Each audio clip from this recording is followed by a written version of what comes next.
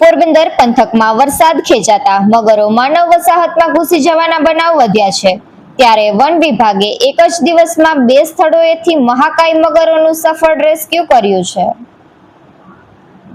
પોરબંદર પંથકમાં આ વર્ષે વરસાદ ખેંચાવાના કારણે કુદરતી જળ સ્ત્રોતો સુકાવા લાગ્યા છે, જેના પરિણામે મગર જેવા સરીસૃપ પ્રાણીઓ હવે પાણી અને ખોરાકની શોધમાં પોતાના પ્રાકૃતિક આવાસ છોડીને માનવ વસાહતો અને વાડી વિસ્તારો તરફ વળી રહ્યા છે.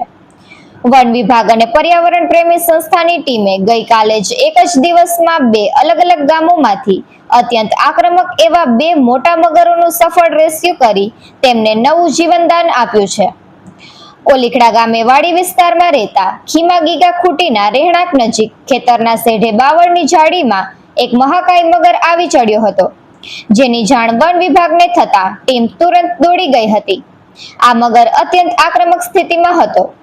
ભારે જહેમત બાદ તેને સુરક્ષિત રીતે પકડી લેવામાં આવ્યો હતો.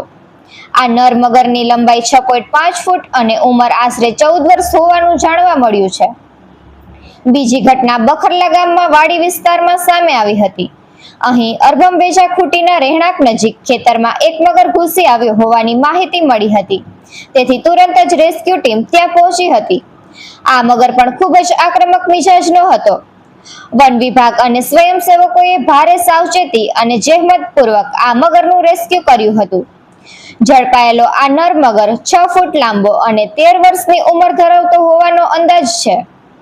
બંને મગરોને પકડવાની કામગીરીમાં ફોરેસ્ટર SR વકાતર, વનરક્ષક NA કારાવદ્રા તેમજ ફોરેસ્ટ સ્ટાફના પંકજભાઈ, સુરેશભાઈ, મયુરભાઈ અને જયદીપભાઈ તેમજ NGO ઈગલ ગ્રુપના જીવદયા પ્રેમી અશોક ગોહેલ, ફ્રેઝર વાડિયા અને કરણ બામણિયા જોડાયા હતા અને માનવ વસાહતમાંથી સફળતાપૂર્વક રેસ્ક્યુ કરવામાં આવેલા આ બંને મગરોને વન વિભાગ દ્વારા સુરક્ષિત રીતે તેમના પ્રાકૃતિક આવાસમાં છોડી મૂકવામાં આવ્યા છે.